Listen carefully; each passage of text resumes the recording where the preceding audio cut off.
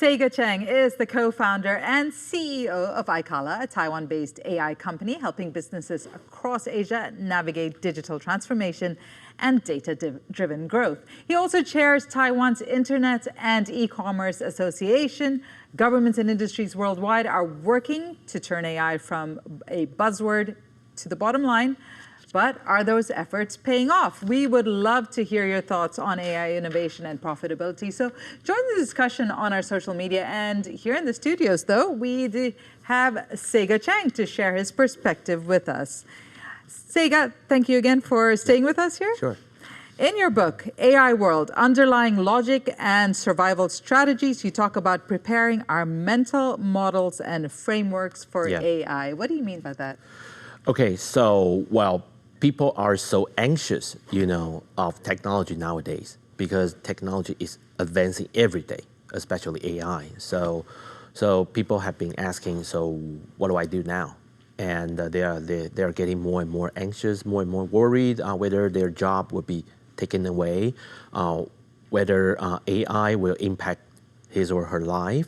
And so that's why I wrote this book about just don't forget about chasing AI trends every single day, but really focus on what kind of problems you want to solve, what kind of invariants there are. So it really comes back, however the technology is advancing, well, it really goes back to the basics of solving humans' problem, and so that's the invariant I'm talking about in this book. So I'm encouraging all the readers, to ask the right questions. Well, rather than just, start from technology, asking, should I learn this? Should I learn this AI? Or should I know this AI? No, that's not the right question. Always going back to the basics of asking what kind of jobs you're doing, what kind of value you are creating for your customers, for your boss, for your partners. That would be the focal point, for you for years to come.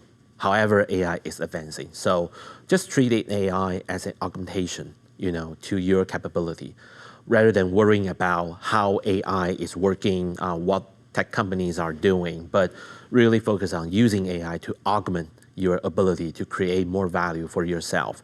Okay, to drill in a little bit into that, you've warned about brain outsourcing. Yeah. That means when it comes to how we use or overuse AI. Yeah.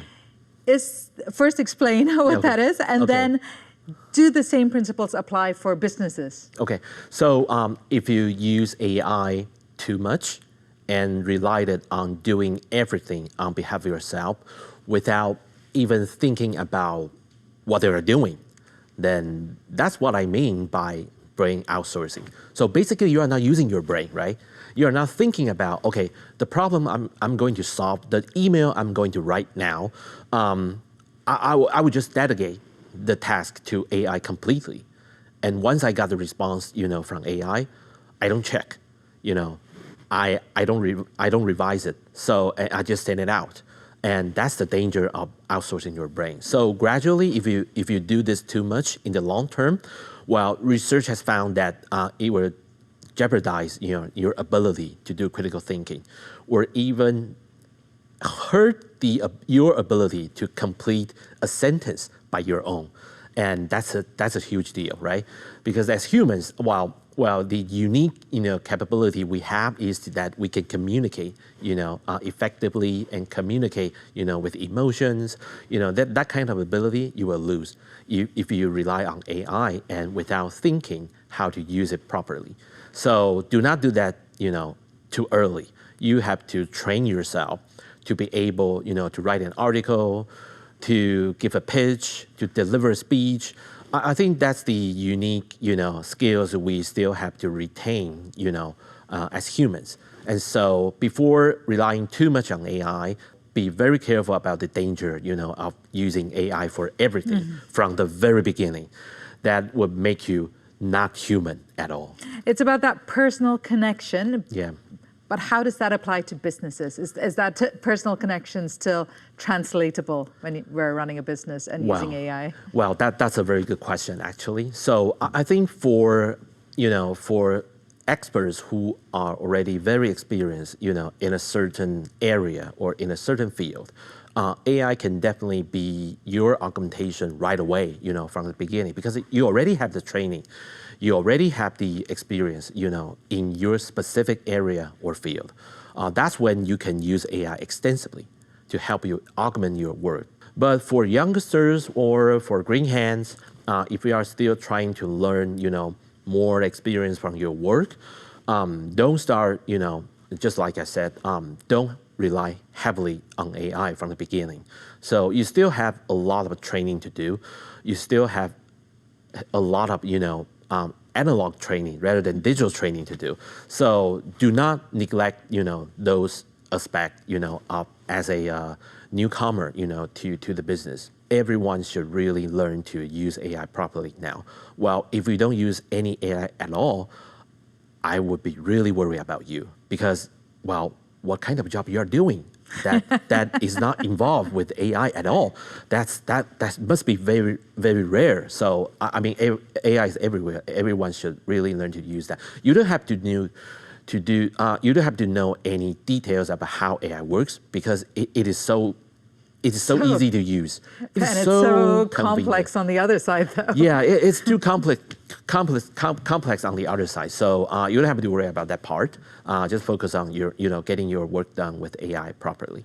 I believe iKala uses generative AI. Can you explain how you're using it and whether it's a good idea for startups in particular to use it for efficiency and to cut down resources? Basically, we are using Gen AI to organize all the internal information, for a company so that they can search, they can find their information more easily.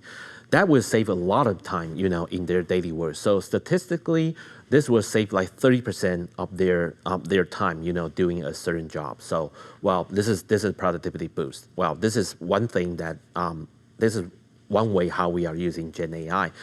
Using internally and externalizing it to a solution to our business customer. And the second way we're using it is to offer a data analytics platform color, to our customer marketer, especially for marketers. So basically what we are doing is, again, we are using Gen AI to organize all the social media information, all the news information, or all the foreign information together and make them searchable and findable, for marketers. Basically, we are using Gen AI, well, no, it's not just for, B2B service, but it's also a B2C services for marketers. So that's how we are using Gen AI. IBM recently published a report showing that only around a quarter of AI initiatives, so if we were looking at AI companies now, deliver on ROI expectations. Yeah. So how would you say that companies can better assess whether their investments, AI investments, are going to deliver? Well, that's a very key question, for everyone, especially for business owners who want to adopt AI, because they are really focused on ROI, right? So we always start with small project, and we suggest some proof of concept project to the business owner, saying that, okay, if we don't know the ROI, we don't know the long-term result of adopting AI, but we can start small, and if things goes well, and we can continue. If things does not, then we call it a stop to the project. So that's the kind of approach we are adopting now. So I think the point is that you have to get your first trial project up and running in a very short time to let the business owner decide if this investment is worth it or not before expanding the overall investment into adopting AI. Yeah. I want to talk about your journey a little bit as an example of perhaps what companies now or startups now can take some lessons from. You co-founded iKala in 2011 and then later shifted your focus from digital transformation and cloud services to AI. Yeah. What would you say are some of the biggest hurdles that you face that perhaps those that are trying to get in the game now should think about? Well, the first thing I would watch out is that every company, started here in Taiwan should have the mindset of going global from day one. I think that's the one of the most important lessons I've learned for the past few years. So, well, Taiwan has a small population. Well, even though we have the some top tier engineers here on this island, we don't have that, big market, for doing internet business or being the horizontal scalable business we were talking about earlier today. So I think the takeaway, number one, is of course going global. And the second, of course, is to learn the gigs of storytelling. Taiwanese people are so good at, doing their job and getting their job done and doing quality work. So I think made in Taiwan is kind of, an assurance of quality work. But we as Taiwanese, we are not really good at storytelling.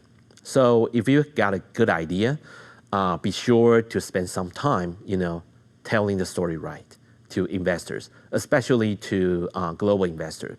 Well, I think the last takeaway I have is to fall in love with your problem.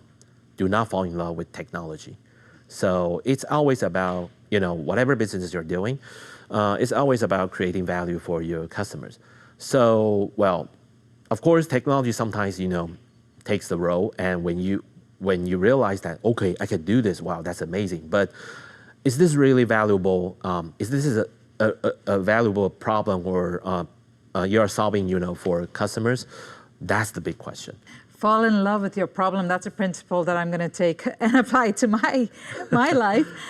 We're just about wrapping up here, but as we look ahead for Taiwan's future, and you talked about building on Taiwan's strengths, which at the moment is manufacturing, but where else would you like to see Taiwan's tech sector heading? We should definitely continue to focus on the strength we already have. So the hardware industry, they are also adopting AI, in a very fast way, and so that's the opportunity for software company starting, from this island. Well, there's opportunities like, doing software and hardware integration and together form a total solution, to the world. I think that's one rare opportunity Taiwan has, compared to other places around the world. So that's for one thing. And the second one is, of course, the business opportunity, of upgrading the overall hardware or manufacturing industry is itself, a big business, for software startups here. Excellent. Thank you very much. Sega Cheng, co-founder and CEO of iKala. Really appreciate your time with us.